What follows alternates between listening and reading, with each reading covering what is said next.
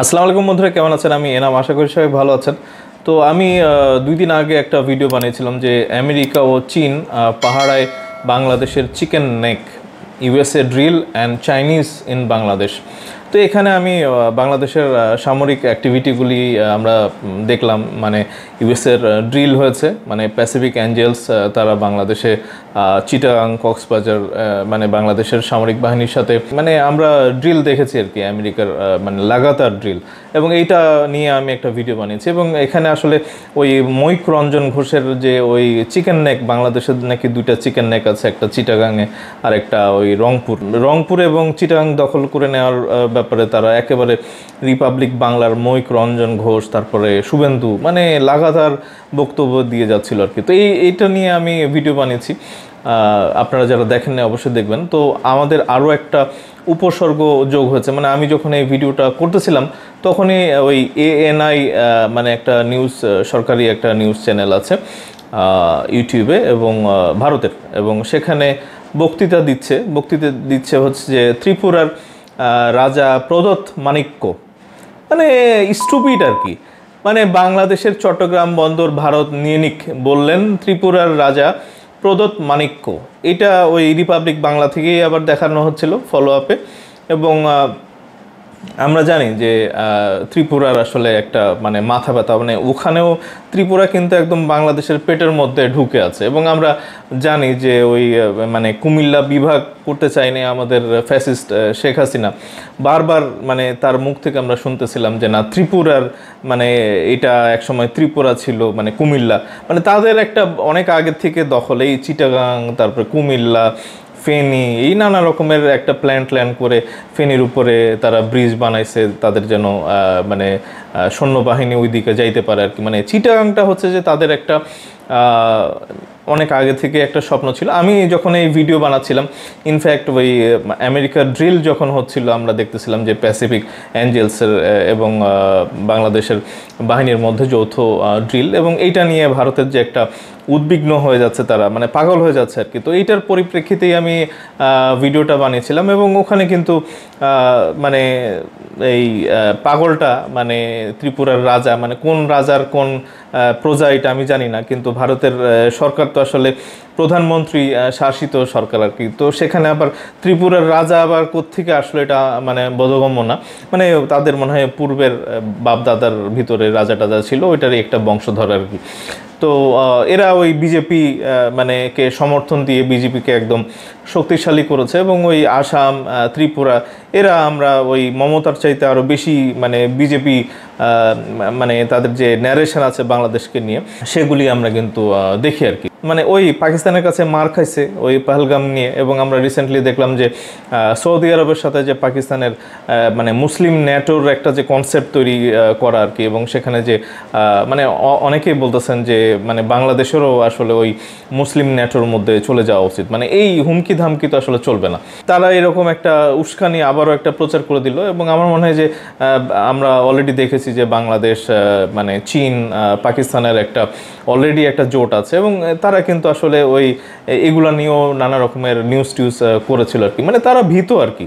মানে আমরা দেখলাম যে ওই মানে ভারত, বেলারুশ এবং রাশিয়ার আমন্ত্রণে ওখানে একটা মানে যৌথ একটা ড্রিল হয়েছে আর কি। তো সেখানে মারিয়া জাকারোভা মানে ডিফেন্ডেড ইন্ডিয়াস পার্টিসিপেশন ইন জ্যাপাড 2025, মানে ওয়েস্টার্ন আমেরিকার তারা বিলা আর কি। তো এইটার মধ্যে আবার আমাদের একটা ভালো খবর আমরা দেখলাম যে বাংলাদেশ সেনাবাহিনীর 37 জন সদস্য এই মহড়ায় অংশ নিয়েছে। এবং এখানে মানে 1 সেপ্টেম্বর থেকে 17 সেপ্টেম্বর পর্যন্ত রাশিয়ায় আন্তর্জাতিক যৌথ কৌশলগত মহড়া হয় ওয়েস্ট 2025। তো বাংলাদেশের সেনাবাহিনীর 37 জন সদস্য এই মহড়ায় অংশ নেয়। এবং দ্য বিজনেস স্ট্যান্ডার্ড বলছে যে রাশিয়ায় বাংলাদেশ সেনাবাহিনীর কন্টিনজেন্টের অংশগ্রহণে যৌথ মহড়া। তো বাংলাদেশও তো আসলে ওই রাশিয়াতে গিয়েও মহড়া নিয়েছে আর কি সামরিক বাহিনী। তো তোমরা তো আসলে ওই ইউরোপের মানে তোপের মধ্যে পড়ছে আর কি। বাংলাদেশের ব্যাপারে তো কেউ কিছু বলে নাই, না বলছে ইউরোপ, না বলছে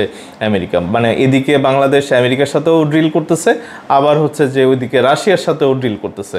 মানে বাংলাদেশকে আসলে সবাই বন্ধু মনে করে, ভারতকে একেবারেই বন্ধু মনে করতেছে না। এবং দেখেন এখানে জুলকারনাইন সায়ের সাহেব আছেন, উনিও একটু টিপ্পনি কাটছে। মানে এরকম একটা মানে ইউটিউবেরই তাদের একটা যে ANI এর যে মানে চ্যানেল যেটা ছিল, ওখান থেকেই সম্ভবত উনি এটা একটা ছবি পোস্ট করেছে। এখানে ডেসক্রিপশনে লেখা আছে যে strike Bangladesh, capture Chittagong port. মানে বাংলাদেশে আক্রমণ করো এবং চিটাগাং পোর্টটাকে দখল করে নাও, এই ছাগলটা আর কি বলতেছে আর কি। এবং এখানে এই ছাগলের উপরে আবার জুলকারনাইন সায়ের উনি লিখছেন যে আচ্ছা বুঝলাম, তো ত্রিপুরার রাজামশাই ক্ষেতের আইলটা কোন দিক দিয়া সেটা বললে ভালো হয়, আর আপনার ক্ষেতটাই বা কোনটা। তো উনি এখানে টিপ্পনি কাটতেছেন। এবং এখানে আমরা যদি দেখি তো এটা একটা ইন্টারন্যাশনাল মানে জিওপলিটিক্যাল সিচুয়েশনে, এবং ভারতকে যে আমরা একটা ডাউনফল ভারতের দেখতেছি। এবং এইটা কিন্তু মানে খুব স্বীকার করতে হবে যে আমেরিকা তো ওইদিকে 50%-এর যে একটা ট্যারিফ এবং অন্যান্য ব্যাপারে তারা খুব বিলা হয়ে আছে। এবং এই 5 দিনের যে মহড়া হয়েছে আর কি, এবং ভারতের প্রতিরক্ষা মন্ত্রণালয় বলতেছে যে 5 দিন ব্যাপী এই মহড়ায় অংশ নিতে তাদের 65 জন সেনা পাঠানো হয়েছে। রাশিয়া ও বেলারুশ যৌথভাবে আয়োজন করা এই মহড়ায় সম্ভাব্য আক্রমণের ক্ষেত্রে সামরিক প্রস্তুতি পরীক্ষা করা হয়েছে।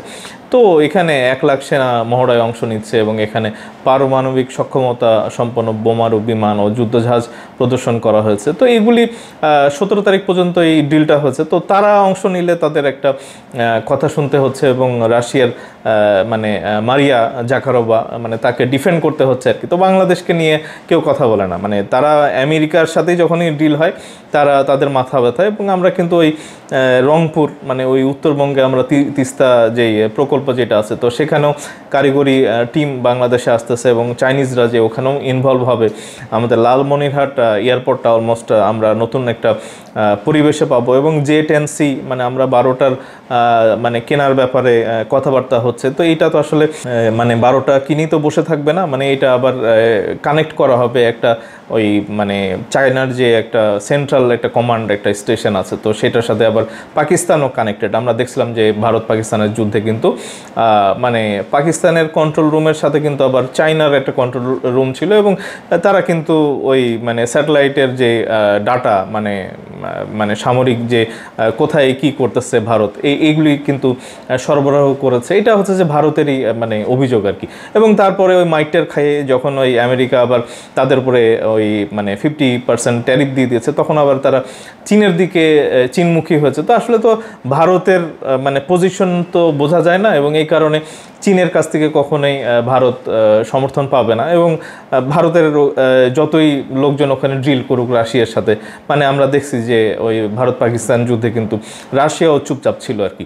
তো একটা মানে ইন্টারন্যাশনাল যে একটা পরাজয় হয়েছে, এবং তাদের যে বৈদেশিক যে নীতি আছে এগুলি নিয়ে আসলে অনেক মানে কটাক্ষ হচ্ছে আর কি। তো ভারতের মধ্যে আবার মানে বিজেপির বিরুদ্ধে বা তাদের পররাষ্ট্রনীতির বিরুদ্ধে বা মোদির বিরুদ্ধে যারাই কথা বলে আর কি, এখনও তারা কিন্তু বিলা, তারা নানা রকম মানে আপদ বিপদের সম্মুখীন হচ্ছে আর কি। এবং এগুলি নিয়ে তারাও সোচ্চার। বিভিন্ন সময় মোদি বিরোধী আন্দোলনও আমরা এখন আস্তে আস্তে দানা বাঁধতে দেখতেছি। এবং ওই অস্ট্রেলিয়ার কোন সাদা চামড়ার একজন মানে ভারতকে টুকরা করে একেবারে বিভিন্ন ছোট ছোট অংশে যেভাবে ভাগ করে মানচিত্র একে পোস্ট করে দেওয়া হয়েছে। এবং ওনারই পরবর্তীতে আমরা একটা টুইট দেখেছি যে ইউরোপের সাথে বাংলাদেশ যেন খুব সুন্দর একটা বন্ধুত্বপূর্ণ সম্পর্ক তৈরি করে, সেটার ব্যাপারে উনি আহ্বান জানিয়েছেন। তো বাংলাদেশ প্রত্যেকটা রাষ্ট্র থেকেই মানে প্রত্যেকটা পরাশক্তির কাছ থেকে সাপোর্ট পাচ্ছে, আমেরিকা, রাশিয়া, চীন, ওইদিকে ইউরোপিয়ান ইউনিয়ন, মুসলিম বিশ্ব। তো আমার মনে হয় যে চিটাগাং পোর্টের আবার মাথায় আপনাদের পোকা কামড় দিচ্ছে আর কি। চিটাগাং পোর্টের দিকে আপনারা তাকায়েন না, আমরা উন্নয়নের দিকে যাচ্ছি আর কি। চিটাগাং পোর্টটাকে ম্যাসিভ আকারে উন্নয়নের দিকে ঢেলে সাজানো হচ্ছে আর কি, এবং সেটা টার্গেট করা হচ্ছে যে মানে ভিয়েতনাম আর কি। তো এখন এই ত্রিপুরা আপনারা আমাদের পেটের মধ্যে আছেন আর কি, আপনাদেরও ওই ওখানে একটা চিকেন নেক আমরাও পাচ্ছি আর কি। আমরা যদি ওই চিকেন নেক এখানে বন্ধ করে দিই, তো ত্রিপুরা আবার বাংলাদেশের অংশ হইতে মিনিট লাগবে না আর কি। এবং আমার মনে হয় যে চিটাং পোর্টটাকে কেন্দ্র করে নতুন করে একটা আইন শৃঙ্খলার একটা নতুন করে একটা প্ল্যান করে এই মানে বন্দরটা যেন কেউ আঘাত করতে না পারে, সেটার ব্যাপারে কিন্তু আমার মনে হয় যে আমাদের বাংলাদেশের চিন্তা করা উচিত আর কি। তো বন্ধুরা, এখনকার মতো এটুকুই, খুব তাড়াতাড়ি ফিরবো। যারা আমার চ্যানেলে নতুন আছেন অবশ্যই চ্যানেলটা সাবস্ক্রাইব করতে ভুলবেন না, লাইক কমেন্ট শেয়ার দিয়ে সাথে থাকবেন। খুব তাড়াতাড়ি দেখা হচ্ছে। ধন্যবাদ সবাইকে, আসসালামু আলাইকুম।